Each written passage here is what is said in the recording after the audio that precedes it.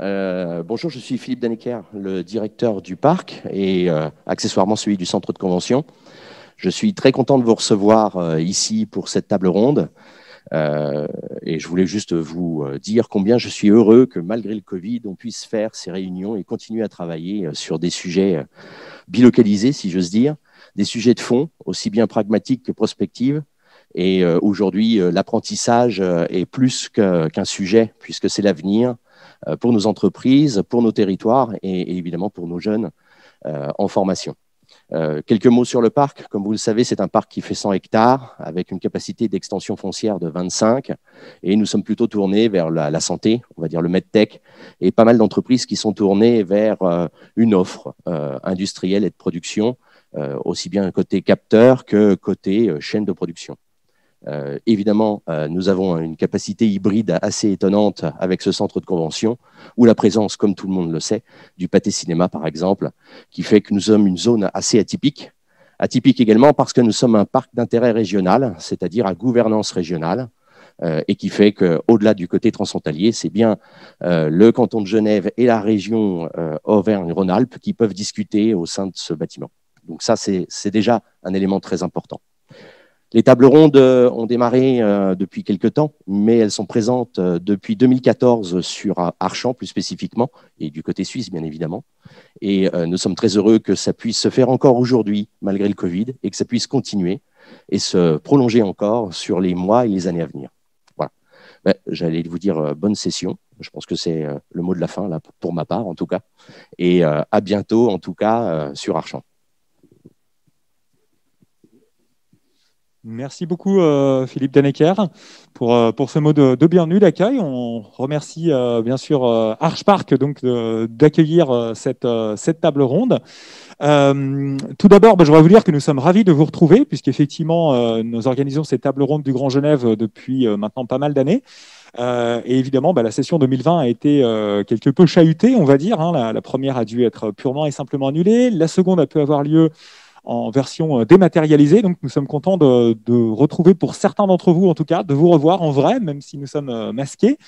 C'est également une grande première pour ces tables rondes du Grand Genève, puisque pour la première fois, on va être sur un mixte entre du présentiel et du dématérialisé. Donc, je tiens également à dire la bienvenue et à saluer toutes les personnes qui nous suivent derrière leur écran, dans leur bureau, chez elles ou je ne sais où. Donc voilà, au total, on a une bonne soixantaine de participants, même si dans la salle, on est effectivement un peu moins nombreux. Distanciation oblige. Je tiens à remercier également traditionnellement les organisateurs de ces tables rondes du Grand Genève. Tout d'abord, bien sûr, Archpark qui nous accueille, représenté ce matin par Philippe Dannecker, mais également la Chambre de commerce et d'industrie France-Suisse, qui est représentée ce matin par Florence Christina, qui nous a tous accueillis, voilà, qui est juste au fond pour ceux qui sont ici. Je remercie également la Chambre de commerce, d'industrie et des services de Genève, représentée ce matin par Nicolas Grangier, que vous avez aperçu et qui lève la main juste ici. Le pôle métropolitain du Genevois français, qui est représenté ce matin par Lionel Pelu, que vous avez sur votre droite plutôt. La Direction générale du développement économique, de la recherche, de l'innovation de la République et canton de Genève, qui intervient dans le cadre des travaux du Grand Genève, qui est excusé ce matin, mais qui a néanmoins participé, contribué à l'organisation de cette rencontre. Et enfin, la Maison de l'économie et développement, que j'ai l'honneur de représenter ce matin, accompagné de ma collègue Raphaël Equinès-Serrotti.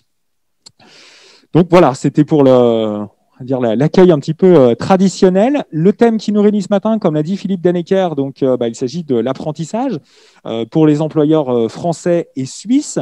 Voilà, l'idée sera d'aborder traditionnellement cette question avec des experts, des entreprises témoins, avec le plus possible un regard transfrontalier. On va tenter de répondre à quelques questions ce matin. Je vais rapidement tourner vers nos panélistes. Donc, voilà, un mode de formation dont on entend beaucoup parler. On va essayer de savoir un petit peu plus comment cela fonctionne pour vous qui êtes employeur. Voilà, comment, si vous ne l'utilisez pas, vous pourriez peut-être le faire.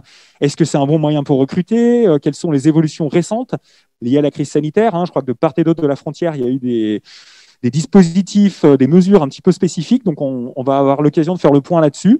Et puis, on évoquera également certaines limites et la manière dont on peut tenter de les lever.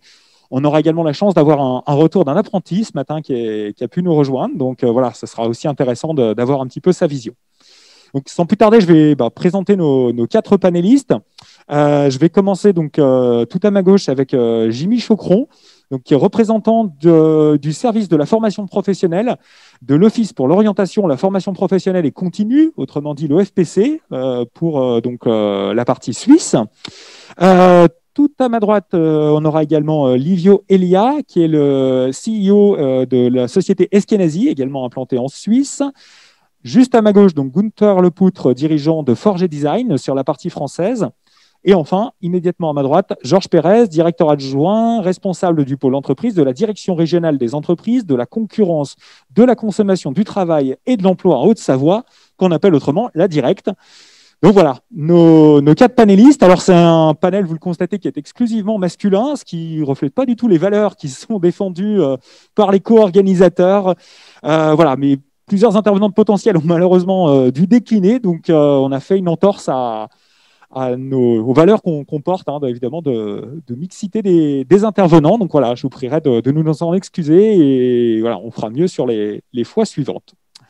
Je vous propose qu'on rentre dans le vif du sujet et puis je vais laisser la parole à Gunther Lepoutre pour dire, alors vous venez de nous dire que c'est un sujet sensible, la question de l'apprentissage. Pourquoi vous, dans votre société, vous avez des apprentis, 2 actuellement, vous nous avez dit, quelles sont les motivations à accueillir des apprentis au sein de votre entreprise? Alors, nos motivations, elles sont pas tant pour l'entreprise, elles sont plutôt pour le secteur d'activité, puisque nos apprentis ne restent pas forcément dans l'entreprise à l'issue de leur apprentissage. Cela arrive durant peut-être 1 ou 2 ans, mais généralement, on expérimenté ailleurs. Donc, c'est plutôt un intérêt pour la corporation et également à long terme, dans le sens où on va de toute façon récupérer des apprentis qui vont venir ou récupérer des apprentis d'autres entreprises qui vont venir chez nous. Il y a plutôt une forme de responsabilité morale, dans le sens où j'ai été apprenti en jeune et qu'on a un peu confié un mec technique où j'ai la responsabilité. Il s'agit, pour ma part, également de transmettre ce legs séculaire pour que les jeunes puissent s'accomplir à travers leur métier et devenir des hommes, grandir également personnellement. Très bien, donc au-delà de l'entreprise, on sent que c'est un engagement de long terme donc, chez vous pour se transmettre ces savoir-faire. Je me tourne maintenant vers Livio Elia, vous-même, donc vous avez une pratique également sur une entreprise déjà assez ancienne d'accueil d'apprentis. Là aussi, même question, quelles sont pour vous vos motivations à continuer d'accueillir des apprentis aujourd'hui en 2020 ? Ça a été mentionné, aujourd'hui, le monde, c'est un monde qui change.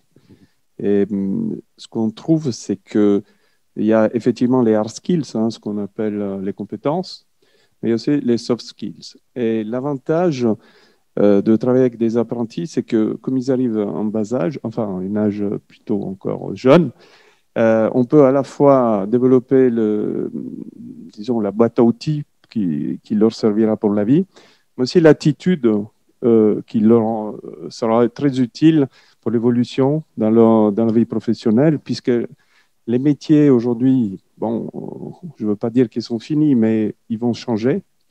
Et ce qu'on veut développer avec eux, c'est effectivement une attitude nouvelle. Aujourd'hui, la société a 100 ans, mais elle est complètement automatisée. C'est-à-dire que toutes les machines sont automatiques. On a des robots humanoïdes, des imprimantes 3D. Les technologies changent tous les 6 mois. Et c'est très difficile de permettre à quelqu'un de se former dans des cursus traditionnels pour qu'il puisse s'adapter aussi rapidement à l'évolution. Donc, pour nous, on a identifié cette manière, qui est l'apprentissage de formation, comme un système très moderne. Enfin, ça devient de plus en plus moderne, puisque, je ne sais pas si vous avez entendu, mais Google a annoncé qu'il va créer un cours de 6 mois. Et en 6 mois, ils auront ces cours auront la même valorisation que le cours traditionnel de 4 ans.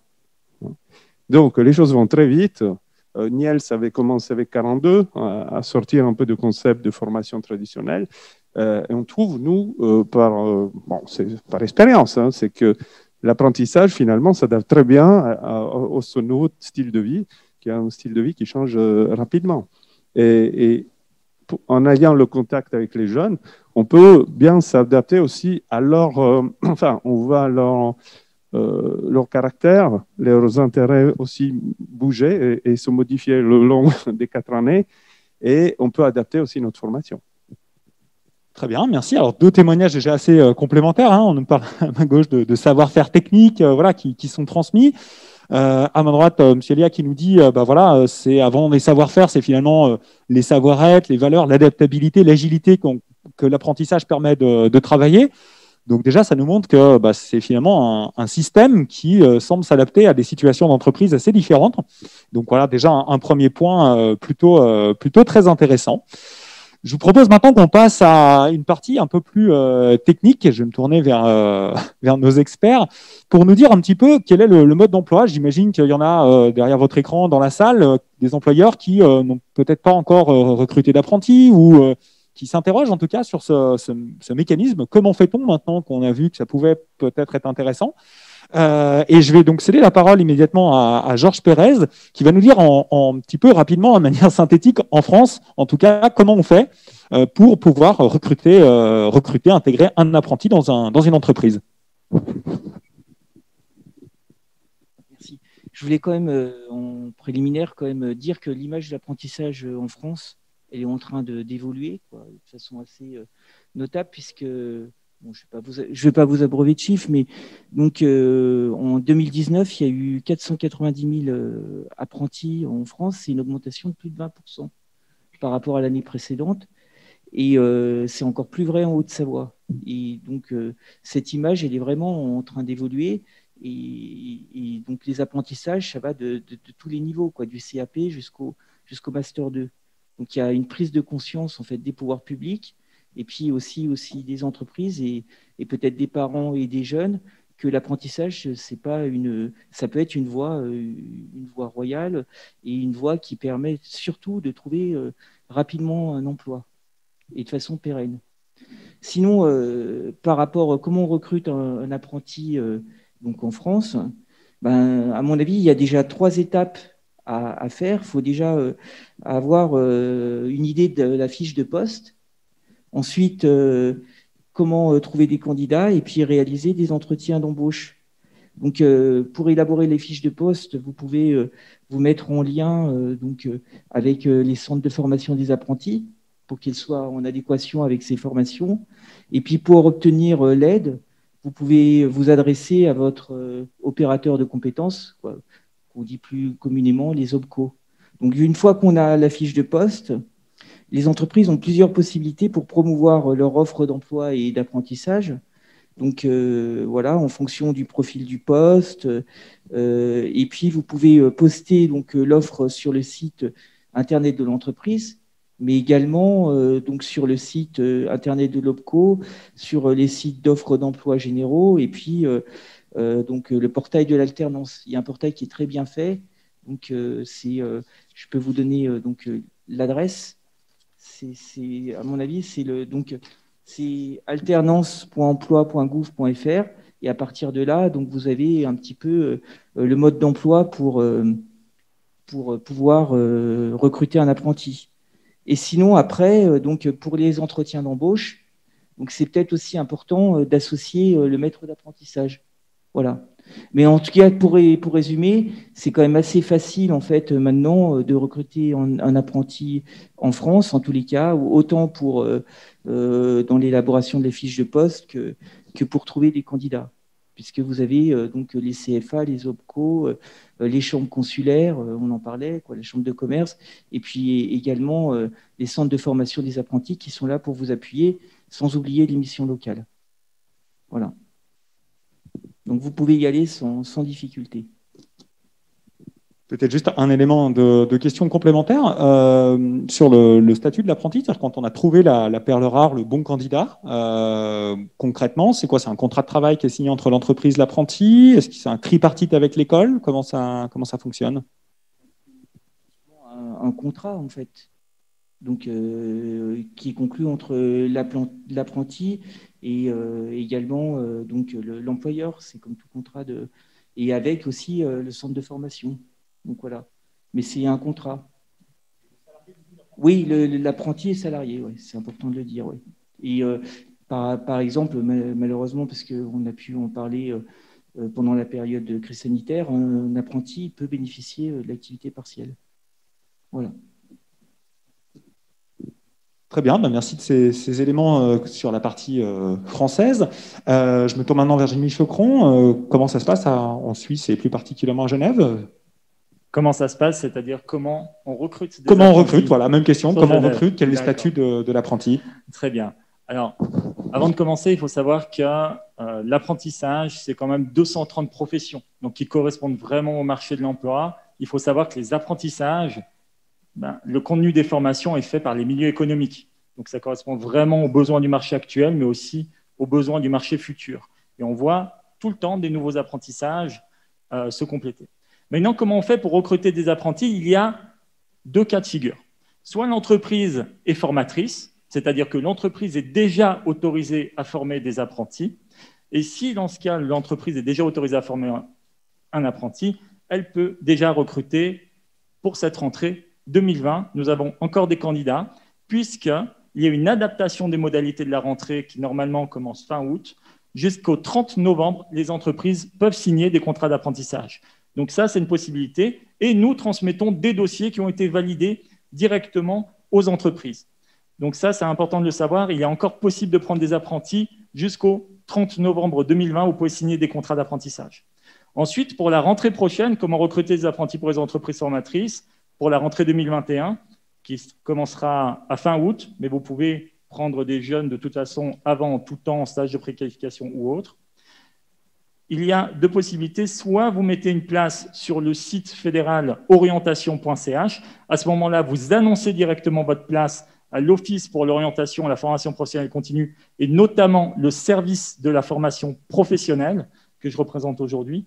Donc, mettez bien service de la formation professionnelle à votre offre. Et puis, hormis orientation.ch, vous avez aussi la possibilité de participer à l'une des 16 sessions de recrutement en direct qui va vous permettre de trouver des jeunes. Les recrutements en direct, ce sont des prestations qui vont mettre en relation les entreprises et les candidats qui viennent. Et c'est une espèce de speed recruitment qui dure de 10 à 12 minutes. Et une entreprise peut rencontrer peut-être une vingtaine de candidats, selon les métiers, évidemment. Les métiers du commerce sont ceux les plus recherchés, donc ils auront plus de chances. Maintenant, pour les mécaniciens de production, comme M. Olivier est là aujourd'hui, je profite pour dire que c'est un apprentissage où quand même il y a eu 5 à 10 personnes qui sont venues la dernière fois pour une autre entreprise qui représentait cette place d'apprentissage. Donc il y a aussi cette possibilité, les recrutements en direct, pour trouver des apprentis. Et lorsque l'entreprise n'est pas formatrice, ça c'est le deuxième cas de figure, premier, entreprise formatrice, lorsque l'entreprise n'est pas formatrice, il faut que l'entreprise fasse une demande d'autorisation de former. Et c'est quoi cette demande d'autorisation de former? C'est que vous demandez officiellement à l'État de vous accorder l'autorisation de former un apprenti. Et là, l'entreprise fera cette demande pour un métier spécifique. Par exemple, elle veut former un médiamaticien. Médiamaticiens, ce sont des spécialistes pour la mise en forme et avec les différents canaux de communication. Par exemple, faire un site internet, prendre en main des réseaux sociaux ou autres. C'est vraiment un métier qui intéresse les jeunes. Il y a près de 60 places qui sont programmées pour l'année prochaine. Donc, c'est important aussi de le dire que c'est des métiers aussi, l'apprentissage du futur. Et ça, c'est aussi important que les entreprises le sachent. Il y a tout type de métiers, 230 métiers, comme je l'ai dit tout à l'heure.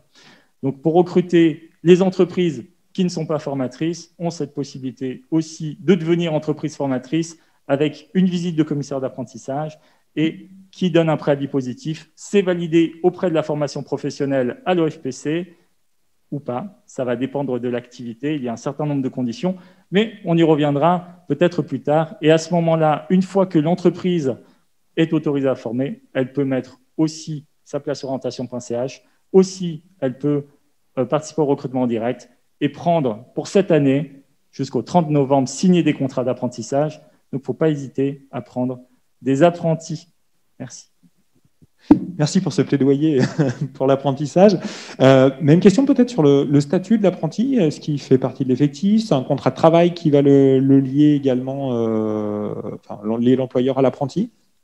Alors, l'apprentissage est régi par le Code des obligations. Le Code des obligations, pour la France, c'est un petit peu le Code du travail.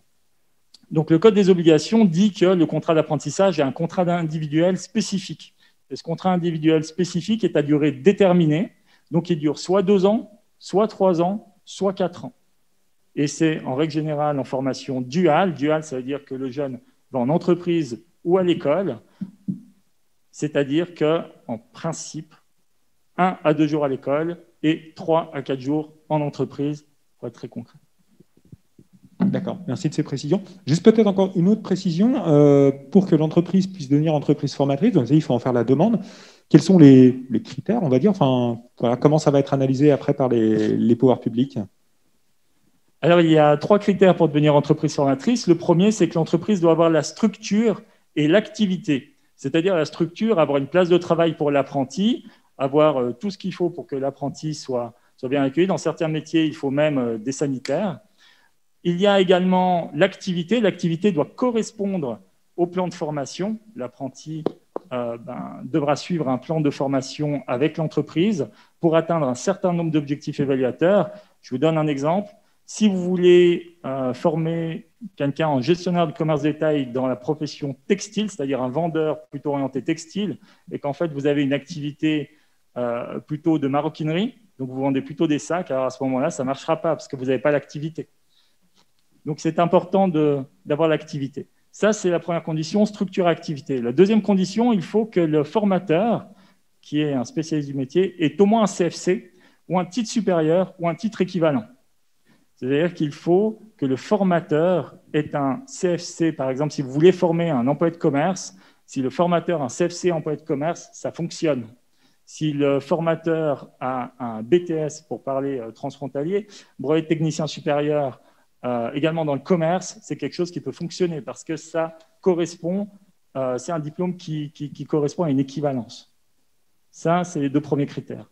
Et le troisième, et je terminerai ici, c'est que le formateur doit obtenir l'attestation fédérale de formateur d'apprentis, c'est-à-dire que les formateurs, il y a plus de 1000 personnes par année qui passent ce qu'on appelle un cours de formateur où ils vont étudier tout ce qui concerne le management, c'est-à-dire les différents styles directifs, participatifs, délégatifs, mais également, ils vont étudier comment se positionner en tant que formateur avec l'apprenti parce qu'ils encadrent aujourd'hui un jeune, donc ils prennent vraiment cette posture de manager, de leader auprès de l'entreprise. Très bien, merci pour ces précisions. Je crois que sans rentrer trop dans les détails, hein, ce n'est pas l'objet ce matin, mais voilà, ça donne quand même des informations assez précises et concrètes. Donc, on a entendu donc, nos 2 représentants des pouvoirs publics hein, sur la manière dont on pouvait recruter un apprenti, comment ça se passait. Maintenant, je vais me tourner vers nos représentants des entreprises pour leur demander finalement si, dans la vraie vie, ça se passe de cette manière-là, c'est-à-dire si c'est relativement simple, hein, puisque c'est ce qu'on entend en tout cas, qu'il y a des dispositifs qui sont mis en place. Je vais commencer par Gunther Lepoutre. Donc, voilà, est-ce que vous pouvez nous dire, pour vous, est-ce que c'est facile de trouver la bonne personne, le bon apprenti, et puis également de l'intégrer dans la société? Alors, trouver un apprenti, pour nous, ça a toujours été relativement facile. La question, la difficulté, elle serait plus dans l'intégration de l'apprenti. Donc, je vous parlerai de ma petite structure. Nous sommes 8 personnes. Donc, on doit faire preuve d'une certaine agilité au quotidien. C'est une entreprise dans un schéma quasi artisanal. Et donc, nous, les difficultés qu'on a pu rencontrer sur 15 ans d'apprentis, c'est au préalable, il me semble déterminant, au-delà de la fiche de poste, qui est très importante, on l'a évoqué, de faire savoir à l'apprenti, mais également aux parents, ce que l'apprenti va faire en entreprise. Ça me semble vraiment déterminant d'accompagner également le parent à communiquer sur sa fonction en entreprise et ce qu'il va faire durant sa première et sa deuxième année. La deuxième chose qui me semble importante, c'est le cadre dans lequel l'apprenti va travailler. Il faut quand même lui permettre des conditions de sécurité optimum, surtout quand on a affaire à un apprenti, par exemple comme Ruben qui est ici présent, qui est entré dans l'entreprise à 15 ans. Il est vraiment important de le mettre dans des conditions de sécurité optimum. Il y a un autre élément qui me semble également important, c'est de sensibiliser l'équipe sur la différence générationnelle. Alors, ça peut paraître assez étrange comme ça, mais moi, j'ai pu remarquer que les jeunes, tout naturellement, ne se comportent pas de la même façon que quelqu'un qui a 20 ans de plus dans l'entreprise. Et il peut y avoir des incompréhensions, alors que les deux vont obtenir des bons résultats, mais de façon différente. Ils ont une compréhension qui est différente de la société. Et il y a une communication en interne à faire sur ce principe, et il y a une formation qui me semble nécessaire pour le tuteur de l'apprenti, pour qu'il comprenne bien le fonctionnement d'un jeune de 15 ans. Également, concernant les parents, j'ai pu rencontrer des difficultés par le passé, à 2 reprises de mémoire avec des parents, sur le rôle de l'entreprise dans l'apprentissage. C'est-à-dire que l'apprentissage, ce n'est pas uniquement dans l'intérêt de l'apprenti. L'apprenti doit tenir compte du fonctionnement de l'entreprise. Ce n'est pas une école. On est entre les deux. C'est une professionnalisation. Donc, il est vraiment nécessaire que les parents prennent place dans le processus de recrutement et de bien mettre les choses en place dès le départ. Il est possible que l'apprenti, exceptionnellement, doit finir un peu plus tard, s'adapte aux impératifs de l'entreprise. Il doit être flexible. Donc, il y a un cadre, à mon avis, à mettre en place pour pas qu'il y ait de dérive, mais la flexibilité, le cadre de flexibilité doit être abordé avec les parents. Voilà. Donc, moi, c'est un petit peu mon retour d'expérience. Merci beaucoup de ce retour, hein, intéressant, effectivement. Donc voilà, c'est pas trop compliqué de trouver, mais il y a des précautions à prendre, si je synthétise un petit peu, dans l'intégration de cet apprenti, voilà, avec des notions intéressantes. Je vais me tourner vers Livio Elia également, hein, pour avoir son retour. Donc moi, j'ai entendu parler par Monsieur Lepout d'intergénérationnel, de management intergénérationnel, de réciprocité, où finalement c'est aussi l'entreprise qui apprend de l'apprenti et pas que l'apprenti qui apprend de l'entreprise, et de l'importance du lien à travailler en amont avec les parents du jeune qui est accueilli. Livio Elia, votre retour d'expérience, est-ce que vous confirmez certains de ces points, vous les infirmez, vous les complétez? Qu'en pensez-vous? Que je partage tout à fait. Une fois que l'apprenti, le candidat est intégré, enfin commence, il a son contrat, tout est relativement, je dirais même très simple. C'est tout bien structuré. Néanmoins, à Genève, l'apprenti, le cours d'apprentissage, ça se base sur 4 années. La première année, il est pratiquement tout le temps à l'école, et puis progressivement, il intègre la société. La dernière année, pratiquement quasi à la société. Les relations avec l'école sont tout à fait structuré, il y a des points qui sont faits systématiquement, même les parents sont intégrés. Donc, je dirais que ça, une fois que c'est parti, même si pas tous les apprentis sont pareils, donc il faut vraiment adapter l'attitude selon le profil. Ce que nous trouvons, nous, en ayant discuté un peu avec mes équipes, c'est toute la phase de sélection de l'apprenti. Et, alors, effectivement, il y a une filière directe, et puis il y a des candidatures libres. Et c'est un peu compliqué parce que, bon, l'analyse des dossiers se complique un peu. Hein. Bon, ce qu'il me disait, c'est qu'il y a si on veut recruter quelqu'un dans une agence de placement ou une agence de recrutement, vous donnez un profil et ils vous font passer des profils. C'est pas tout à fait pareil pour les apprentis. Des fois, il y a des candidats qui ont posé plusieurs dossiers et certains aussi par défaut. Hein. Donc, on a eu un cas de quelqu'un qui avait fait des études dans l'humanitaire. Comme il ne trouvait pas un job, il a appliqué aussi comme polymécanicien. Donc, ce qui je dirais, démotive un peu le recrutement. Je pense que s'il y a quelque chose à faire, ce serait vraiment dans ce secteur-là, parce que bon, je suis content d'avoir entendu qu'en France, ça marche plutôt bien aussi. Et je trouve que dans le contexte actuel et dans les années à venir, l'apprentissage a tout à fait sa place et je pense que c'est aussi une des formations les plus modernes. Donc, je pense qu'il faudrait se pencher un peu sur ce système, commencer à parler aux étudiants de cette opportunité avec, si vous voulez, un aspect, comme je dis, je répète, un peu moderne, de dire, voilà, c'est une approche à la vie déjà directe. Les jobs ne sont pas tout à fait des métiers, parce que c'est des choses qui vont pouvoir vous donner une boîte à outils qui peut être réutilisée dans d'autres domaines. Nous, on a eu des apprentis qui sont restés, mais on a eu des apprentis qui sont reconvertis au monde de l'art, par exemple. Ils ont repris des études d'art parce qu'ils ont découvert que finalement, il y a peut-être une association art et industrie. Et comme ils connaissent bien maintenant le monde de l'industrie, ils se disent, mais voilà, je peux m'exprimer et faire autre chose. Voilà. Donc, comme je répète, hein, pour moi, une fois que l'apprenti a démarré dans l'entreprise, bah, ça suit son cours, on s'adapte. La phase initiale est un peu plus compliquée et ça vaudrait le coup de imaginer quelque chose de plus structuré.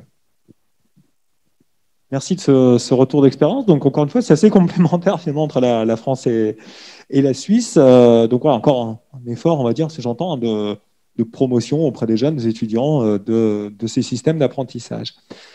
Je me retourne à nouveau vers nos experts maintenant, parce que là, on a vu du coup un petit peu comment ça fonctionnait quand les choses se passent plutôt bien, plutôt efficace. On peut imaginer malgré tout, et c'est peut-être la crainte de certains employeurs qui sont avec nous aujourd'hui, de se dire mais finalement, ok, je vais prendre un apprenti. Alors on a entendu, hein, c'est quand même pour une durée de 4 ans côté suisse, au moins 2 années côté français. Si jamais les choses se passent mal, parce que voilà, il y a le jeune ne se plaît pas dans l'entreprise, on n'est pas satisfait de ses résultats, etc. Il peut y avoir plein de raisons. Comment est-ce que c'est géré? Comment on fait très concrètement en tant qu'employeur? Est-ce qu'on se retourne vers l'école? Est-ce qu'on se retourne vers les pouvoirs publics? Laisser la parole là-dessus peut-être à Georges Pérez dans un premier temps, qui va nous expliquer un petit peu quelles sont les possibilités, on va dire, pour l'employeur de sortir d'une situation qui serait malheureusement pas totalement satisfaisante pour les parties. Oui, déjà peut-être que je peux reparler, parce qu'il y a quand même un personnage clé dans l'apprentissage, c'est le maître d'apprentissage, parce que c'est un peu le référent de l'apprenti dans l'entreprise. Et c'est celui qui constitue le lien entre l'apprenti et puis avec son employeur et puis aussi avec le centre de formation donc des apprentis, les CFA. Quand ça se passe mal, je pense que le conseil à faire, c'est que le maître d'apprentissage prenne attache auprès du CFA et voit ce qu'il peut mettre en place pour prévenir une rupture, quoi. Voilà. Et il peut aussi contacter la mission locale s'il y a eu un lien aussi avec la mission locale. Mais je pense que la clé de voûte, c'est le maître d'apprentissage qui doit être là pour aider l'apprenti et puis effectivement prévenir en cas de problème. Et bien sûr, après, il y a possibilité de rompre le contrat le cas échéant. Mais déjà prévenir avant de guérir. Et c'est tout, ça doit passer en fait. C'est un petit peu le maître d'apprentissage qui doit être en appui et également en alerte des difficultés de l'apprenti. Donc essentiellement faire ça, quoi. Contacter le centre de formation et voir effectivement le cas échéant si il faut mettre fin à ce contrat d'apprentissage. Merci. Donc, on peut, le point d'entrée, on va dire, un référent dans l'entreprise, maître d'apprentissage, et puis contact avec l'école, on va dire, en cas de difficulté. Peut-être question complémentaire, est-ce qu'il y a des points réguliers qui se font logiquement entre le maître d'apprentissage et l'école, même quand tout va bien, on va dire? Oui, c'est prévu dans la nature même du contrat, où effectivement, il y a des liens régulier entre. De toute façon, par définition, c'est une alternance. Donc, il y a forcément des liens réguliers, des points qui sont faits sur l'évolution de la formation tout au long de l'apprentissage. Merci beaucoup. Même type de question pour Jérémy Chocron.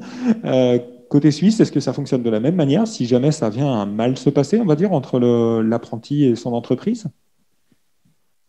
Alors tout d'abord, si ça se passe mal entre l'apprenti et l'entreprise, déjà, ce qu'il faut savoir, c'est qu'il y a entre 1 et 3 mois de période d'essai selon les apprentissages.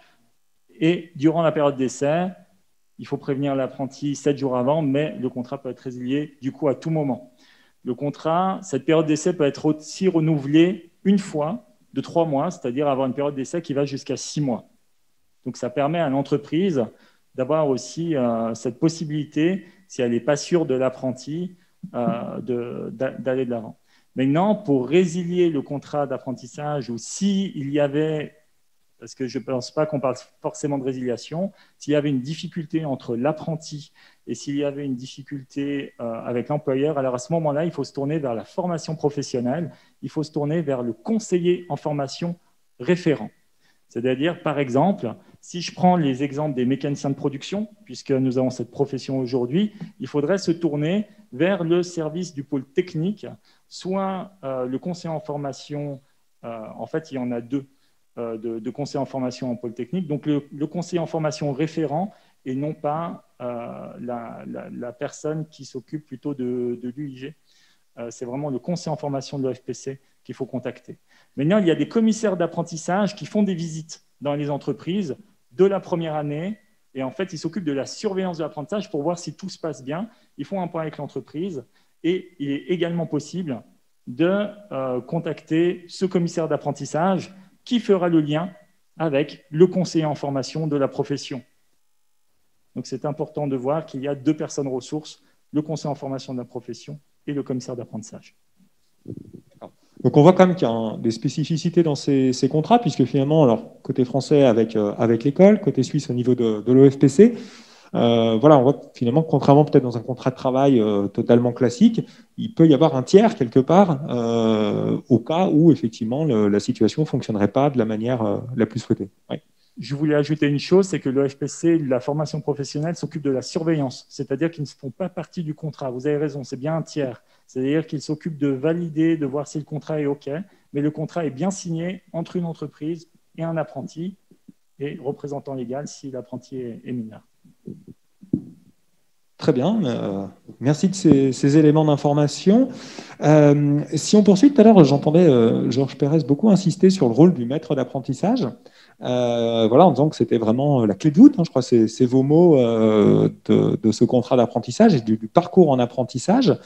Et je vais peut-être me tourner là aussi vers nos entrepreneurs pour nous dire un petit peu pour eux quel est le rôle de ce maître d'apprentissage, comment ils le conçoivent concrètement dans l'entreprise. Et là aussi, peut-être dans l'optique de donner à nos auditeurs de ce matin des éléments d'information si eux-mêmes devaient devenir ou devaient désigner quelqu'un au sein de leur structure pour être maître d'apprentissage. Olivier Olia, si vous pouvez nous en parler un peu.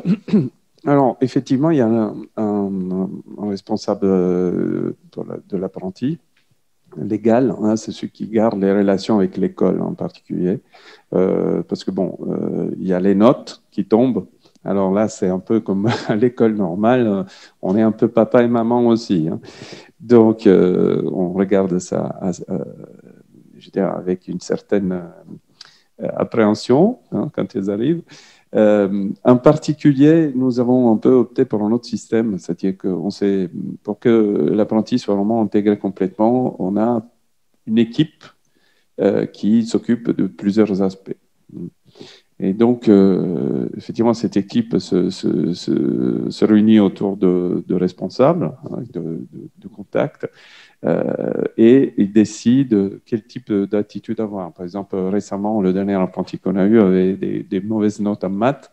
Donc, du coup, à tour de rôle, l'équipe donnait des cours dans les pauses, ou pendant les pauses, ou après la journée. Donc, et effectivement, ça établit un très bon rapport entre l'apprenti, cette équipe, et puis aussi les parents. Parce que les parents aussi, parfois, ils sont un peu en difficulté à suivre. Parce que malgré tout, c'est une école d'apprentis, mais les cours sont quand même pointus. Hein, c'est-à-dire, c'est pas les maths, c'est des maths à part entière. Et parfois, c'est un peu difficile que les parents puissent les suivre. Donc, je pense que il y a un responsable de l'apprentissage, mais c'est toute l'équipe qui doit être fédérer autour de ce projet et donc intégrer à 100% l'apprenti comme si c'était, et d'ailleurs on l'est, un vrai coéquipier. D'accord, donc on voit qu'il y a du rôle, on va dire, défini un peu légalement, et puis il y a des rôles qui sortent un petit peu du cadre, cours de rattrapage, etc. Donc il y a quand même un rôle assez pointu. On voit le rôle également avec les parents, hein, que vous soulignez, qui est important. Oui, ça se développe un peu aussi sur les affinités électives, hein, c'est-à-dire qu'il y a des relations qui s'établissent dans l'entreprise naturellement, et puis donc on essaie de jouer.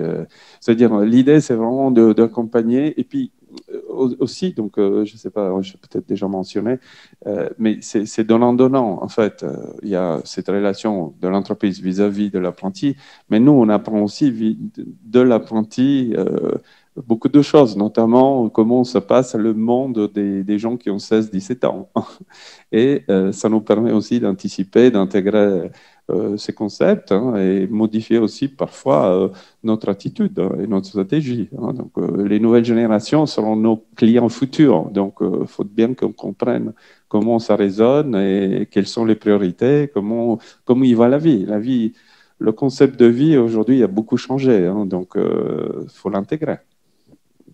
En plus du management intergénérationnel dont nous parlait Gunther Lepoutre, on a aussi un volet études de marché sur nos clients du futur avec l'apprentissage. Je pense que c'est un argument aussi à noter pour ceux qui Alors, peut-être, études de marché, c'est peut-être un peu poussé, mais c'est vrai que, par exemple, nous avons des polymécaniciens, mais on les intègre aussi dans des choix, par exemple, sur l'évolution de notre site Internet. On leur demande, on pose la question, on dit est-ce que ça vous semble logique, etc. Donc, c'est pour ça que c'est un peu à part entière. Ils sont là, bien sûr, pour essayer d'apprendre à faire marcher des machines, mais il y a toute une relation qui se crée et avoir quelqu'un qui a 16-17 ans dans l'entreprise, dans un contexte tout à fait légal et structuré, c'est très intéressant. Voilà. Et ça donne des idées, ça permet de voir les choses un peu différemment. Merci pour ces compléments. Je me tourne maintenant vers Gunther Lepoutre, même chose. La question du rôle du maître d'apprentissage, comment vous l'appréhendez vous-même? Voilà, comment c'est organisé? Quelles sont peut-être les qualités à avoir pour être un bon maître d'apprentissage, selon vous? Bon, moi, je rejoins à 200% Monsieur Elia. J'ai l'impression qu'on partage la même expérience. Nous, c'est un petit peu la même chose. C'est-à-dire qu'il y a le savoir-être qui est extrêmement important dans l'entreprise, extrêmement auprès un levier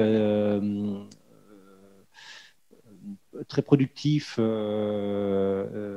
le jeune, c'est-à-dire que s'il a le bon comportement, généralement on aura de bons résultats. Donc c'est le premier challenge, c'est de lui mettre un tuteur qui lui permettra d'adopter le comportement approprié à son bon apprentissage.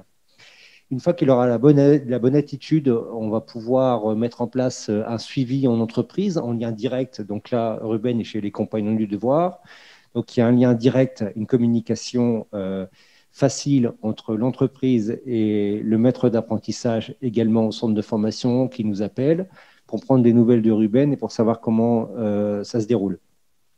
Dans le cas de difficulté, exactement comme dans l'entreprise de M. Elia, généralement les salariés se mobilisent. Donc, pour parler de notre expérience,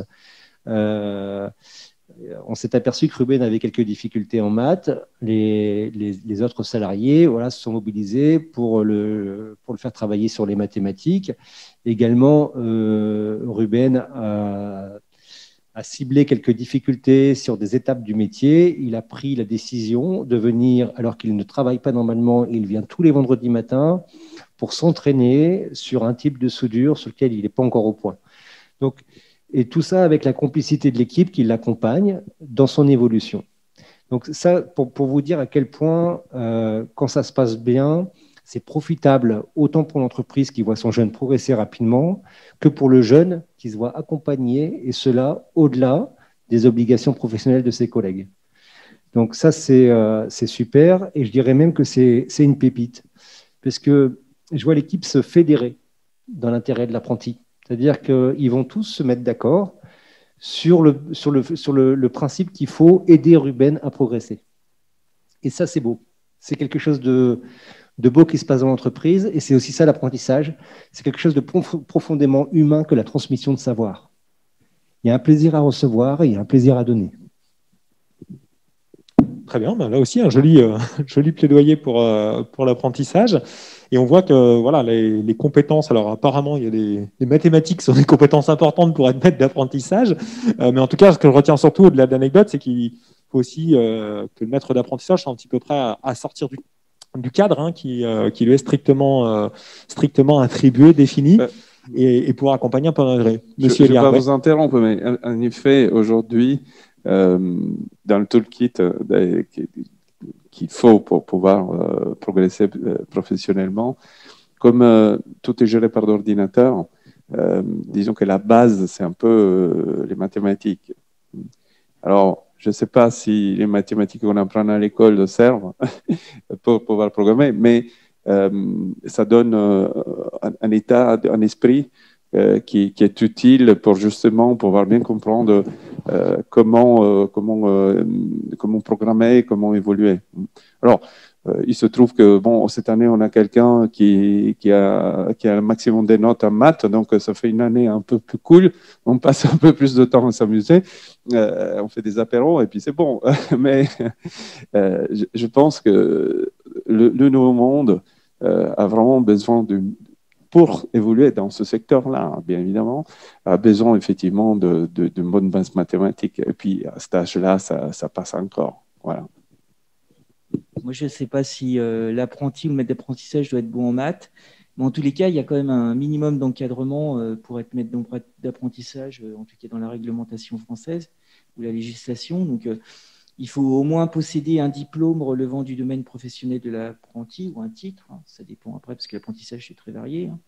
Et puis posséder au moins 3 années d'exercice d'une activité professionnelle avec la qualification visée par le diplôme ou le titre préparé. Voilà, c'est les conditions requises pour être maître d'apprentissage en France. Très bien, vous avez devancé ma question suivante. Effectivement, c'était de savoir quel était plus légalement, juridiquement, le rôle de ce maître d'apprentissage. Donc, Georges Pérez nous a répondu pour la France. Jimmy Chocron, je vous fais la question en miroir pour la partie genevoise. Alors, pour la partie genevoise, c'est un petit peu pareil. Le maître d'apprentissage est une personne du métier.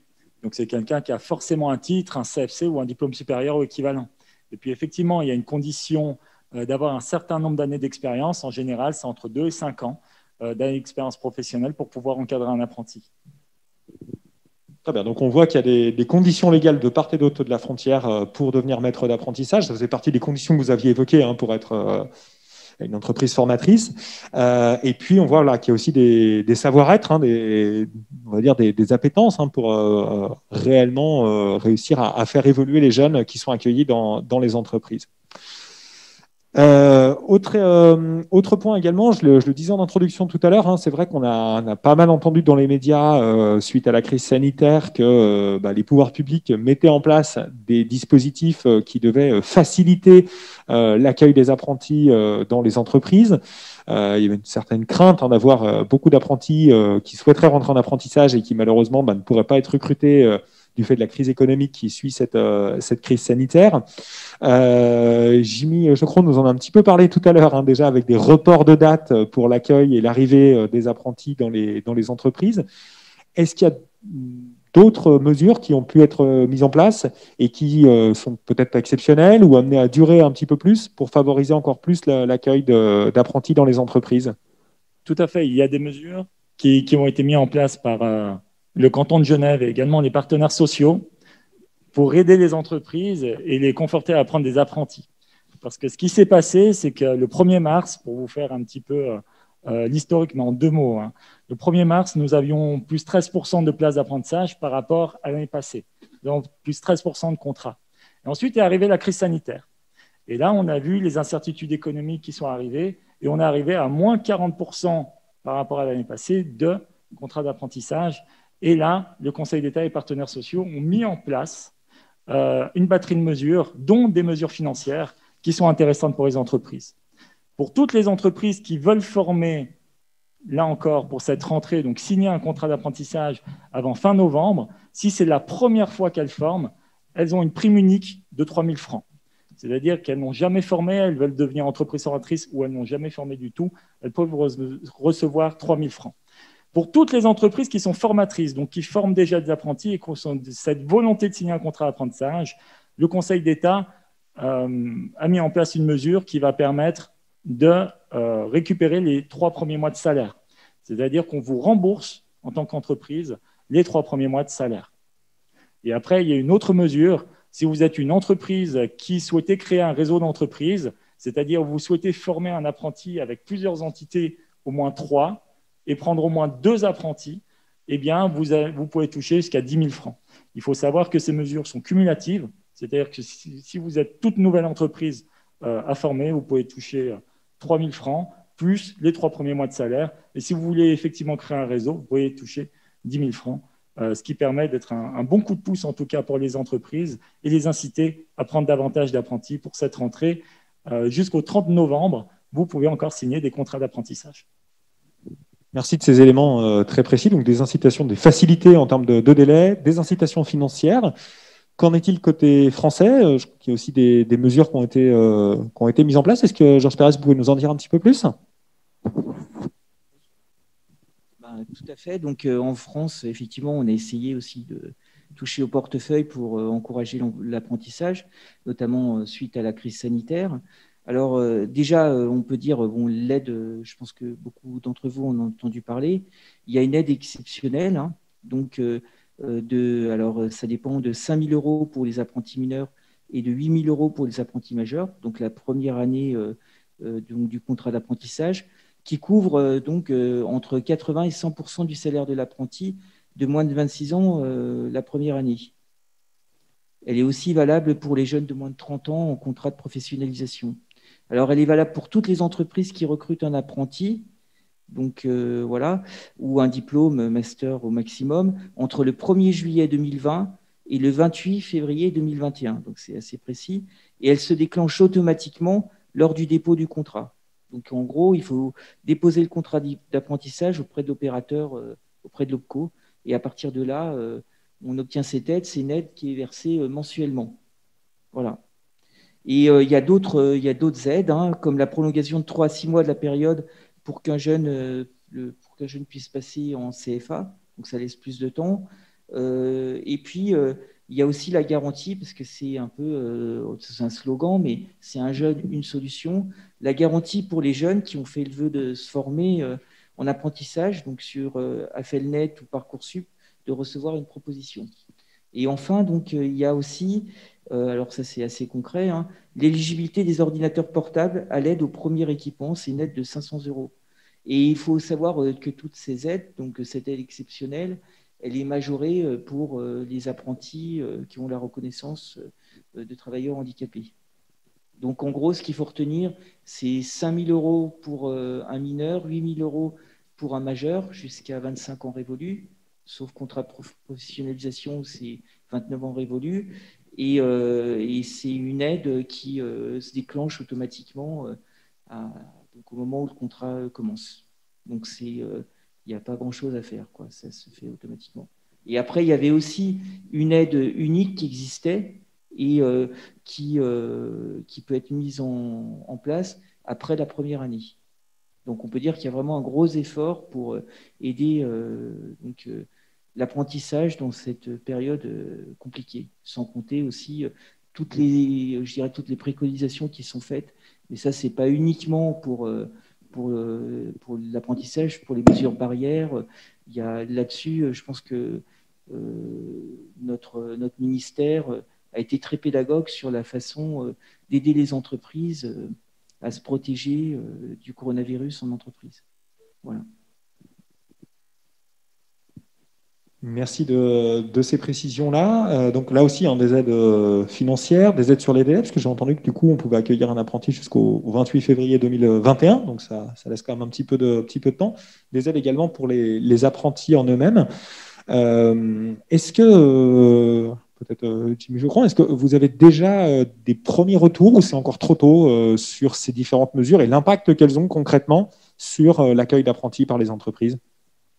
Alors, nous sommes satisfaits de l'impact de ces mesures et puis on a déjà des chiffres que je peux vous donner aujourd'hui et ça va continuer à évoluer.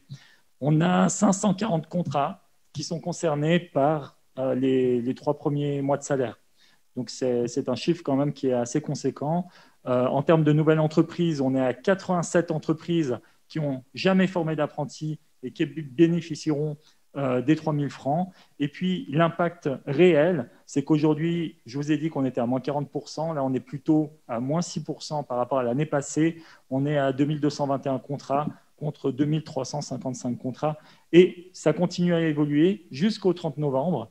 Donc, ces mesures ont eu un réel impact. Et je remercie, s'il y a des entreprises ici ou par Zoom, je remercie vraiment les entreprises pour leur engagement, pour la formation professionnelle. Et je profite également pour remercier Monsieur Elia, présent ici aujourd'hui. Merci. Merci à vous. Même question, Monsieur Georges Pérez. Donc, pour vous, est-ce qu'on a déjà des résultats aussi en France, première tendance, on va dire, suite à ces nouvelles mesures, ou c'est encore un peu tôt? On va dire que c'est quand même un peu tôt parce qu'on n'a pas vraiment de recul. Mais moi, la semaine dernière, j'ai assisté à une table ronde de conjoncture avec, il y avait la Chambre de commerce, donc la CCI au niveau de la Haute-Savoie, et qui disait qu'à leur niveau, la rentrée était plutôt bonne sur les 220 de mémoire. Hein. Donc, jeunes, il y en avait plus de 5, il y en avait que 5 qui n'avaient pas trouvé d'entreprise. Donc, c'est plutôt, effectivement, ça a l'air plutôt favorable. Mais bon, il faut voir, effectivement, avec un peu plus de recul.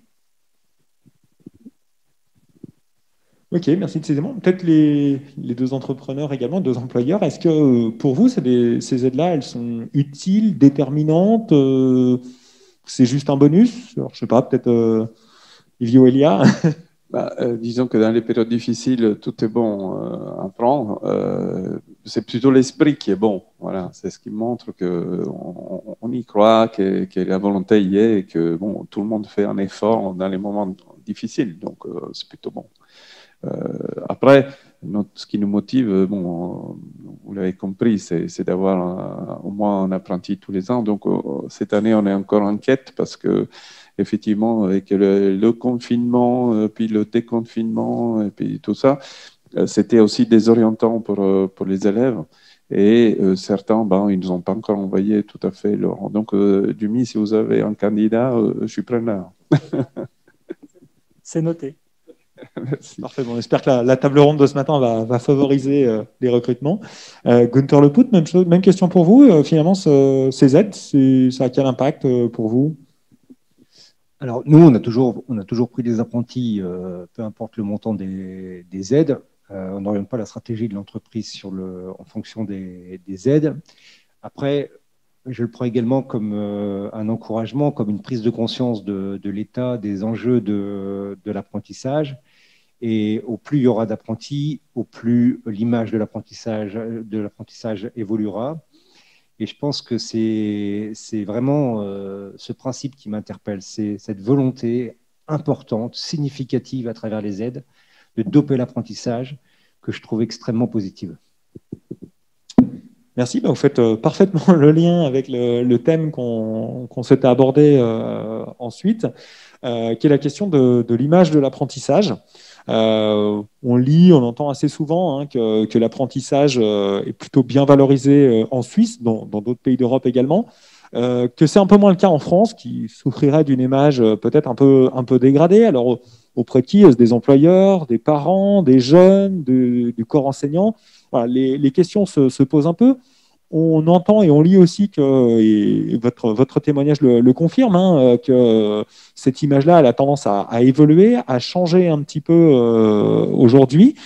Du coup, je me tourne vers Georges Pérez. Est-ce que vous pouvez nous dire un petit peu, pour vous, voilà, comment l'apprentissage évolue? Vous nous avez cité dans votre première introduction tout à l'heure quelques chiffres très concrets sur la manière dont fonctionnait l'apprentissage.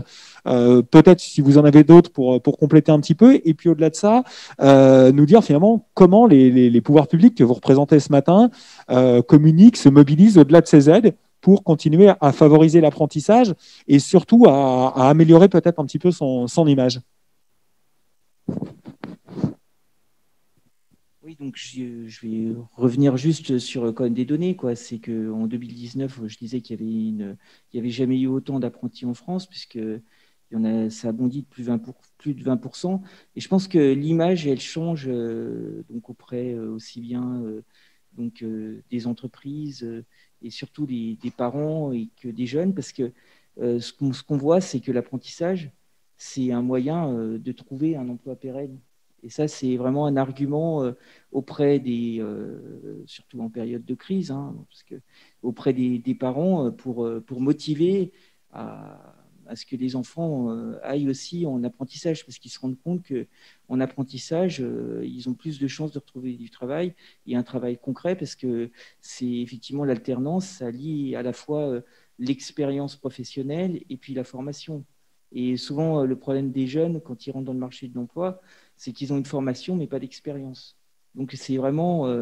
il y a cette prise de conscience, et puis surtout sur aussi le fait que peut-être qu'avant l'apprentissage, c'était plutôt réservé donc on va dire au CAP, BEP, alors que maintenant, c'est beaucoup plus large, quoi.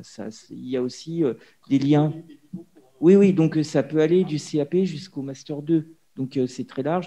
Et il y a aussi des liens avec l'université, puisque il peut y avoir aussi les jeunes peuvent aussi postuler via les portails qui sont prévus par l'Éducation nationale. Je pense à Parcoursup.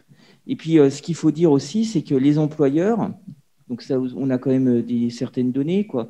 80% des employeurs, ils déclarent être satisfaits des apprentis qu'ils recrutent et ils les rembauchent à la fin du contrat.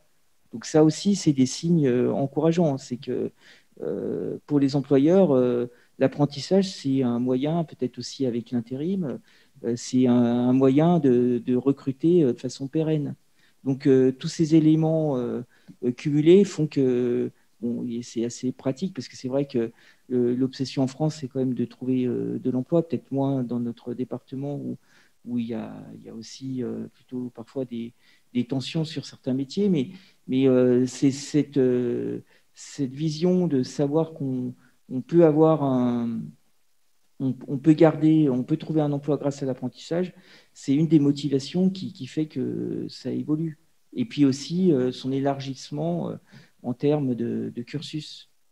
Voilà, donc on peut dire qu'en France, l'apprentissage est en bonne voie, même s'il y a encore beaucoup d'efforts à faire, et peut-être au niveau pour faire évoluer les mentalités. Mais elles évoluent. Et il y a cet encouragement des pouvoirs publics. Et je pense qu'il y a une vraie prise de conscience. Parce qu'avant, peut-être, on se forçait, et maintenant, je pense que il n'y a plus cette, je ne vais pas dire discrimination, mais c'est cette image un peu dégradée de l'apprentissage, comme, entre guillemets, avec beaucoup de guillemets, comme voie de garage. Au contraire. Donc on est en bonne voie. Peut-être pas. C'est vrai que par rapport aux pays comme l'Allemagne ou la Suisse, on est encore loin d'arriver à leur niveau, mais ça évolue. Merci de nous faire part de votre vision sur l'évolution de l'image d'apprentissage. Gunther Lepoudre, est-ce que vous confirmez cette tendance à une image qui s'améliore et au fait que l'apprentissage soit en développement? Enfin, voilà, Georges Perens a cité des chiffres, mais voilà, au-delà de ça, votre ressenti, vous en tant qu'entrepreneur, et peut-être plus globalement comme citoyen? Alors, comme je le disais tout à l'heure, moi j'étais apprenti il y a 20 ans, donc j'avais déjà une notion de l'image que ça pouvait avoir il y a 20 ans, et je ne peux que constater l'image que ça peut avoir aujourd'hui. J'ai quand même l'impression, effectivement, que ça évolue. Mais je pense que le challenge est encore présent, c'est pas gagné. On a récemment fait partie d'un programme qui s'est mis en place, qui est un excellent programme, donc dans la ville dans laquelle notre atelier en France se trouve, La Roche-sur-Foron. Et donc ce programme visait à mettre en relation les écoles et les entreprises. C'était une excellente idée. Donc, on a reçu des écoles, donc les élèves et leurs enseignants dans l'entreprise pour leur faire découvrir notre métier. Donc, surtout, c'était d'autant plus intéressant sur notre métier qu'il était méconnu. Et on s'est aperçu qu'il n'était même pas du tout connu des enseignants et qu'il y avait une rupture très importante entre l'image que se faisaient les enseignants et les élèves et la réalité du métier. Et fort heureusement, la surprise, systématiquement, fut extrêmement positive pour les enseignants comme pour les élèves. Et tous m'ont avoué qu'ils n'imaginaient absolument pas, qu'ils étaient très loin de s'imaginer la réalité de notre métier. Et donc, ça me fait également encore une nouvelle fois prendre conscience de cet écart qu'il peut y avoir entre nos métiers, entre guillemets de l'artisanat, tout au moins de la production, parce que je pense que c'est tout le secteur de la production qui est mal évalué. On a des ressources extraordinaires, on a des gens qui travaillent dans ces secteurs d'activité qui sont extraordinaires. Ce n'est pas parce qu'ils ont fait des formations professionnelles, comme j'ai pu le faire, que notre contribution professionnelle et sociale est moins valorisable. On a pu le vivre pendant la crise sanitaire, on connaît l'importance des métiers pratiques, des métiers de première nécessité. Nous, si on n'est pas là, la charrue, le tractopelle qui permet à l'agriculteur de travailler au quotidien pour amener la pitance au quotidien dans l'assiette du consommateur ne peut pas. Il faut un moment quelqu'un qui sache souder, qui ait les machines pour réparer. Et tout ça, ça a été totalement sous-évalué. On ignore aujourd'hui l'importance de ces métiers. On ne parle plus que de métiers de digitalisation, etc. Certes, c'est très important, mais à quoi sert-elle si on n'a pas les activités de première nécessité? Ça ne sert strictement à rien. On va digitaliser quoi? Il n'y a plus rien à digitaliser. Donc, il y a cette réflexion de fond qu'il faut mener, de pratico-pratique sur l'apprentissage, l'entreprise et les métiers évidents, de première nécessité, qui ont encore énormément d'avenir. Ça, j'en doute pas une seule seconde. Voilà. Merci de ce retour. Donc, j'entends que l'image évolue. Il y a encore à faire sur la question de l'apprentissage, mais peut-être au-delà, finalement, sur la promotion, la découverte des métiers. Après, la manière d'y accéder, c'est encore une autre question. Mais en tout cas, vraiment sur la promotion de certains métiers. Et c'est vrai que on salue aussi tous les entrepreneurs. Je sais qu'il y en a parmi ceux qui nous écoutent ou qui sont ici, qu'on couvre leurs portes, comme vous le faites à des jeunes. Et je pense que c'est effectivement quelque chose qui est intéressant et qui peut être organisé. Je me tourne également vers Chimie Socron sur cette question de l'image de l'apprentissage. Donc sur la Suisse cette fois. Ça a été dit, Georges Pérez, je le disais tout à l'heure en introduction, nous dit la Suisse est plutôt un des leaders au niveau européen, en tout cas sur la question de l'apprentissage. Comment vous le ressentez? Est-ce que ça a été travaillé? Est-ce que vous continuez à travailler pour faire en sorte que l'apprentissage ait une bonne image? Alors, si nous parlons de la Suisse, effectivement, en Suisse, il y a 2/3 des jeunes qui vont en apprentissage. Donc, clairement, l'apprentissage bénéficie d'une forte image. Et pourquoi elle bénéficie de cette forte image? C'est notamment, comme je l'ai dit tout à l'heure, parce que l'apprentissage, le contenu des formations est fait par les milieux professionnels. Et ça, c'est d'importance capitale parce que c'est les entreprises qui sont là. Et puis, l'apprentissage évolue aussi avec ça. Tous les 5 ans, il y a également, par rapport à la formation professionnelle, des plans d'études qui sont mis à jour, qui sont revus. Donc, l'apprentissage évolue tout le temps. Et ça, c'est important. Pour revenir à la vision de l'apprentissage sur Genève, alors il faut savoir sur Genève, on a quand même 90 000 emplois qui sont dans des multinationales. C'est à caractère un petit peu particulier. Donc oui, on a aussi créé un nouvel apprentissage qui est l'employé de commerce bilingue, français-anglais, pour répondre justement à ces besoins internationaux. Et on développe l'apprentissage. Alors oui, il y a une notoriété ici à Genève qui est peut-être due à ce que beaucoup de ressources humaines, à Genève notamment, sont de milieux francophones, français. Et puis, ce qui fait qu'on préfère peut-être parfois prendre des personnes qui ont un niveau de compétence et d'exigence ou de diplôme qui correspondent à ce qu'on connaît. Et on connaît moins l'apprentissage AFP, CFC. Mais nous sommes là sur le terrain, la formation professionnelle, l'interface entreprise, pour inciter encore davantage d'entreprises à prendre des apprentis et puis à développer l'apprentissage puisqu'il y a plus de 230 professions. Je vous donne un exemple. Alors oui, on parle de métiers standards, des métiers classiques qu'on connaît. Par exemple, les peintres. Je pense que tout le monde voit ce qu'est un peintre. Mais lorsqu'on va dans une entreprise pour vendre un apprentissage de peintre ou en formation 3 ans ou un apprentissage de peintre en formation 2 ans, être peintre, on va aussi parler des employés de commerce, plutôt administratifs. On va aussi parler de la digitalisation parce qu'ils ont certainement une mise en place de sites internet, d'intranet ou autre, selon la taille de l'entreprise. Donc il faut voir l'apprentissage comme une globalité de métiers, c'est-à-dire qu'il y a des entités qui prennent dans 50 métiers différents.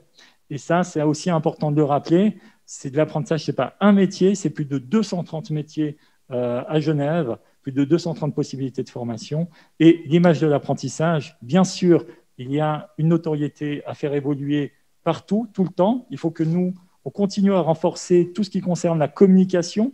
On va d'ailleurs dans les cycles d'orientation, idem, hein, avec un autre dispositif qui s'appelle Go Apprentissage. Ils sont dans les cycles d'orientation pour valoriser l'apprentissage. On a à l'OHPC les Zooms métiers qui permettent aux jeunes de découvrir les métiers à partir de la 10e. Donc, on renforce la communication, on est toujours présent. Il y a également la Cité des métiers, pour qui on est là aujourd'hui, la Cité des métiers du Grand Genève, qui a des permanences avec différents points de secteur. Donc, les personnes qui veulent aller s'orienter, les personnes qui sont intéressées par la formation professionnelle peuvent s'y rendre. C'est tous les jours, c'est ouvert, c'est gratuit et c'est à plein palais à Genève. Il ne faut surtout pas hésiter à venir et se renseigner à la Cité des métiers. Merci. Merci. Puis comme l'a dit, donc c'est effectivement à plein palais à Grand Genève, c'est la Cité des métiers Grand Genève, donc avec des entités également en France, hein, du côté de Bellegarde, d'Annemasse, de Bonneville également. Donc voilà, c'est effectivement intéressant. Merci de ces éléments retour. Monsieur Violia, un mot peut-être également pour vous sur l'image de l'apprentissage en Suisse. Je crois que Jimmy en a déjà pas mal parlé. Effectivement, je confirme. Hein. Donc, entre autres, je fais partie de l'UIG, hein, c'est l'Union industrielle de Genève.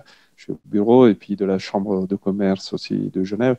Et c'est vrai que l'apprentissage, c'est un sujet qu'on traite très, très souvent et on suit. Il est vrai aussi que le système même permet au moins dans nos secteurs d'obtenir un diplôme qui s'appelle CFC et qui est le niveau qui ouvre les portes. Hein. C'est quelque chose qui est réputé et quand vous dites c'est avec ou sans CFC, bon, si vous l'avez, c'est un autre monde. Voilà. Et donc c'est motivant aussi. Hein. Donc ça a une valeur. Enfin, vous faites un effort, mais à la sortie, vous avez une reconnaissance, ce qui est je dirais, un peu la règle de jeu, et c'est sur quoi il se base tout le système. Et comme il a été dit, la Cité des métiers, mais toutes les organisations, il y a toutes ces organisations qui essayent de se fédérer autour de ce projet. Hein, il y a le pays, il y en a plein, hein, l'État de Genève, bien évidemment. Et donc,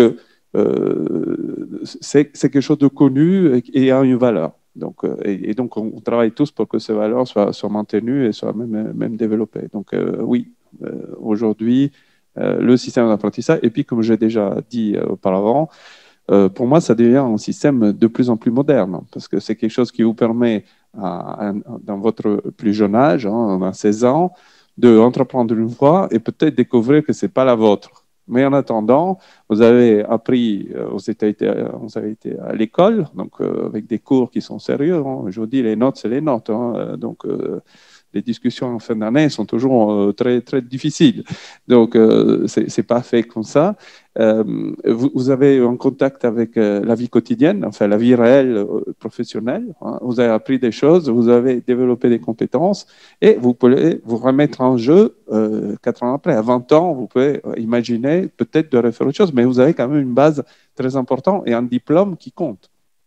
Donc, je pense que le système est un vrai système solide qui est reconnu partout en Suisse et je pense que tous les efforts qui sont faits à tout niveau vraiment vont dans le bon sens.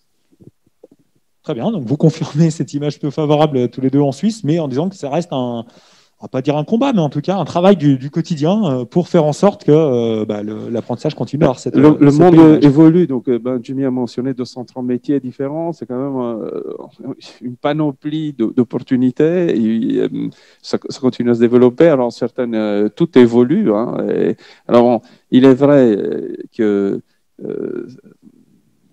le digital ne fait pas tout sans le reste, mais bon, aujourd'hui, la limite entre digital et non digital devient très éphémère.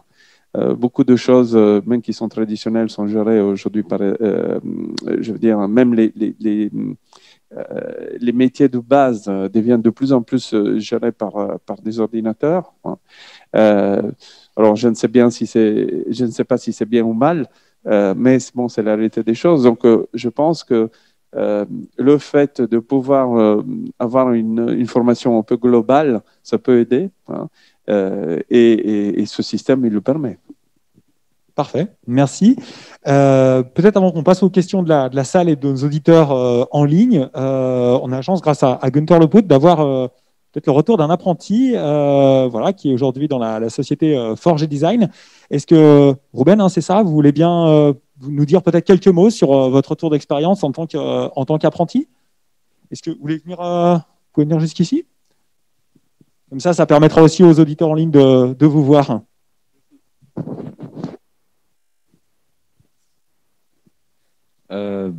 Déjà, en apprentissage, on peut apprendre plein de choses qu'on aime. Et retrouver ses collègues tous les matins, c'est un plaisir.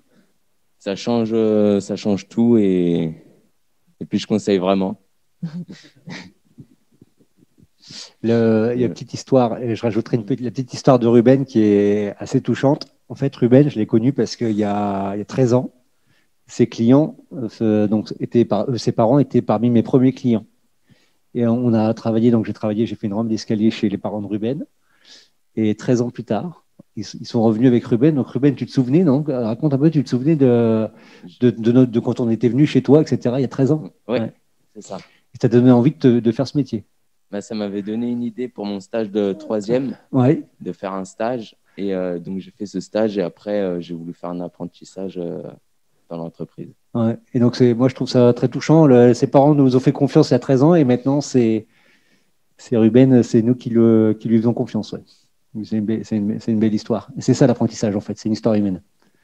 De confiance avant tout.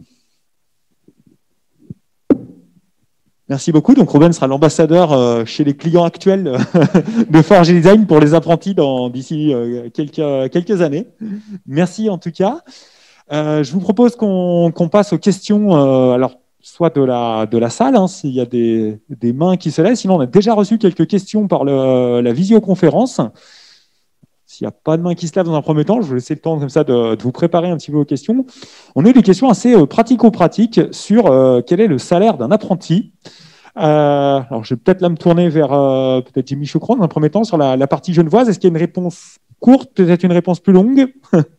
Il y a une réponse courte. Les salaires des apprentis sont donnés sur le site de la Cité des métiers dans la partie apprentissage. Dans le cas où si l'entreprise souhaite avoir les salaires, il existe des salaires pour toutes les professions. Donc en fait, il n'y a pas un salaire pour tous les apprentis, sauf dans certaines institutions, par exemple l'État de Genève pratique le même salaire partout, mais en règle générale, chaque apprenti a un salaire en première, en deuxième, en troisième année, voire en quatrième année d'apprentissage. Si l'entreprise est intéressée, elle peut trouver l'information soit sur le site de la Cité des métiers, soit contacter Interface Entreprise à interface, interface@etat.ge.ch et nous lui répondrons volontiers. Merci de ces éléments. Georges Pérez, côté français, est-ce qu'on a pareil, alors soit un référentiel, soit carrément des niveaux de salaire qu'on peut d'ores et déjà indiquer pour les apprentis? Je regarde sur Internet. Ouais, le salaire brut de moins de 18 ans en contrat d'apprentissage, donc je vois c'est pas énorme non plus. Hein. Attendez, je vérifie.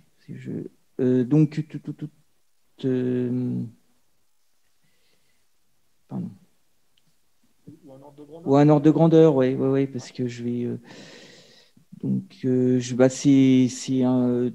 C'est 1500. Ouais, vas-y. Ouais, j'ai les chiffres, comme ça j'aurai les chiffres. Donc pour être précis, hein. Donc de 16 à 17 ans, c'est 26% du SMIC, soit 415 €. De 18 à 20 ans, c'est vrai que c'est par rapport à la Suisse, ça paraît pas énorme. Hein. Donc, c'est 43% du SMIC, soit 662 €. De 21 à 25 ans, donc c'est, on va dire, 816 €. C'est 53% du salaire minimum conventionnel. Et puis, au-delà de 26 ans, c'est dans les 1500 € à peu près. Donc, effectivement, ça dépend de l'âge. Voilà, pour avoir, on a regardé pour avoir des chiffres précis. Très bien, merci. J'espère qu'on répondra à la question de cet auditeur ou auditrice sur cet élément de salaire. Autre question, alors toujours pratico-pratique, un petit peu dans le même sens. Alors je pense que c'est une question de quelqu'un qui connaît déjà un petit peu les systèmes, notamment le système français, puisqu'il nous dit que en Suisse, a-t-on les mêmes modalités sur les prises en charge des coûts de formation? Je crois savoir, je parle sous le contrôle de Georges Pérez, mais qu'en France, il y a effectivement, l'entreprise participe également, ou peut participer au coût de formation, éventuellement avec des prises en charge par son OPCO. Qu'en est-il en Suisse? Est-ce que l'entreprise est également appelée à participer aux frais pédagogiques, on va les appeler comme ça, auprès de l'établissement de formation? Oui, c'est possible, ça dépend des professions. Alors déjà, il y a le salaire de l'apprenti, bien sûr, mais peut y avoir également le dossier de formation, le complément qui est parfois obligatoire à acheter par l'entreprise ou par l'apprenti. En règle générale, on demande à l'apprenti de l'acheter, mais c'est l'entreprise qui fera le nécessaire, parce qu'un apprenti qui a 15-16 ans, il faut bien comprendre qu'il n'y a pas forcément les moyens d'acquérir ce type de matériel qui coûte entre 300 et 400 francs. Et puis ensuite, par rapport à l'écolage, en général, il n'y a pas, voilà, c'est pris en charge. Normalement, l'entreprise n'a pas grand-chose à débourser. Il y a des professions, c'est très spécifique, mais je ne vais pas venir sur tous les cas spécifiques des professions. S'il y a une demande bien précise, alors à ce moment-là, je répondrai volontiers. Mais c'est vrai que l'apprentissage concerne un grand nombre de professions, et selon la profession, les frais ne seront pas les mêmes. Et là, les sites que vous avez cités tout à l'heure permettent également de se renseigner sur éventuellement ces infos, enfin ces questions-là, ou c'est ailleurs qu'on se renseigne? Alors, il faut plutôt aller sur les sites des associations professionnelles pour avoir le détail de la formation et des frais qui y sont liés. Vous pouvez également les appeler directement pour avoir ce type de renseignements. Merci beaucoup. Est-ce qu'on a maintenant peut-être des questions qui arrivent directement dans la salle sur les personnes qui sont physiquement présentes? Madame, alors, hop, est-ce qu'on vous entend, ou peut-être lui passer un micro? Hop.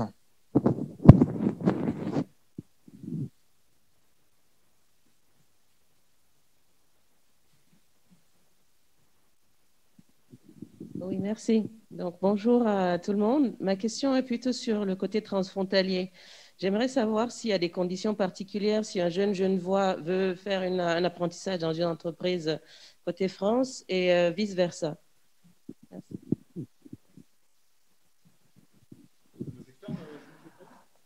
Alors, c'est possible pour un apprenti qui habite un jeune qui habite de l'autre côté de la frontière de venir faire son apprentissage en Suisse, et pour ça, il y a des conditions. Il y a deux cas de figure. Le premier, c'est que le jeune a un permis G, donc c'est un permis de travail frontalier. Et là, à ce moment-là, le jeune doit trouver l'entreprise, et trouver l'entreprise, c'est également l'entreprise doit accepter de prendre ce candidat pour faire un apprentissage. Et à ce moment-là, il signe le contrat et ça fonctionne. Maintenant, le jeune n'a pas le permis G, donc n'a pas le permis de travail frontalier. Et alors, à ce moment-là, il doit trouver l'entreprise. Il doit trouver une entreprise qui accepte de faire les démarches auprès de l'OCPM, qui est l'Office cantonal de la migration. Merci de ces éléments de réponse. Est-ce que, Georges Pérez, vous souhaitez compléter, pour peut-être dans l'autre sens ou dans le même?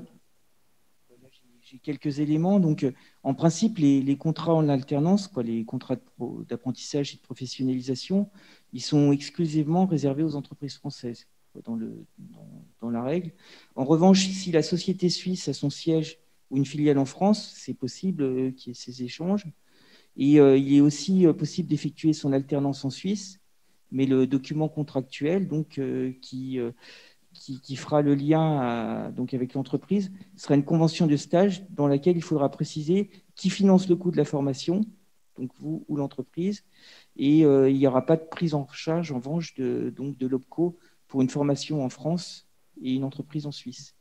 En revanche, il y a aussi peut-être d'autres possibilités par donc les contrats de mise à disposition entre une entreprise française et une entreprise suisse. Voilà. Donc il y a quand même des possibilités, même si le principe de base, normalement, c'est que effectivement, les contrats en alternance, ils sont réservés aux entreprises françaises. Mais il y a quand même des possibilités. Merci de ces éléments. C'est une question qui rejoignait d'autres questions des auditeurs. Une dernière question peut-être pour Monsieur juste ici, avant qu'on ne doive conclure.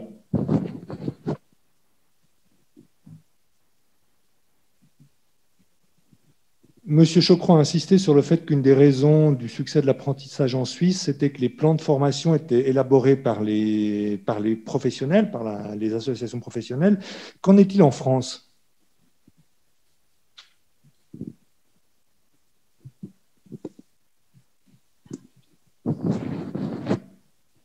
Donc effectivement, en France, les plans de formation, ils sont faits au niveau des entreprises. Ouais.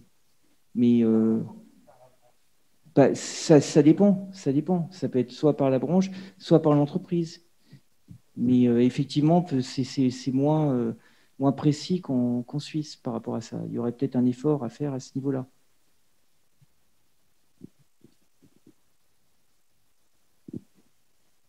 Merci de ces quelques éléments. Écoutez, je propose peut-être qu'on arrive à l'heure dite. Je tiens à remercier en tout cas nos 4 panélistes qui se sont mobilisés ce matin, ont joué le jeu, ont préparé, ont répondu aux questions. Donc voilà, merci à eux. Je pense qu'on peut les applaudir. Hein.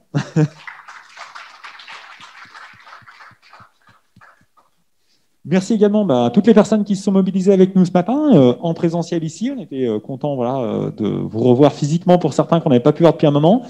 Je salue également les personnes qui nous suivent en ligne. J'espère que les qualités de retransmission ont été convenables pour elles. Et on espère également les retrouver prochainement en présentiel. J'indique également qu'après les quelques minutes de tournage qui seront faites par Nicolas Grangier auprès des panélistes, donc si vous souhaitez, ceux qui sont ici physiquement présents, pouvoir échanger, ce sera encore possible avec eux pendant quelques minutes, peut-être pour répondre à des questions plus individuelles. Et quant à nous, les organisateurs, écoutez, on vous remercie d'être venus et on aura plaisir à vous retrouver pour la prochaine table ronde du Grand Genève, qui se tiendra le 24 novembre prochain sur un thème en lien avec la mobilité. Le plan de mobilité est-il un outil indispensable aux entreprises du Grand Genève ? On sera pratiquement un an après la mise en place du Léman Express, donc ça nous donnera l'occasion de faire un petit bilan. Nous devrions logiquement nous retrouver dans les locaux de la Chambre de commerce, d'industrie et des services de Genève, donc à Genève.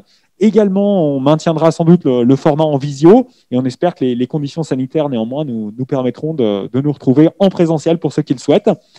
Et voilà, il me reste à vous souhaiter à toutes et à tous une très bonne journée. Merci.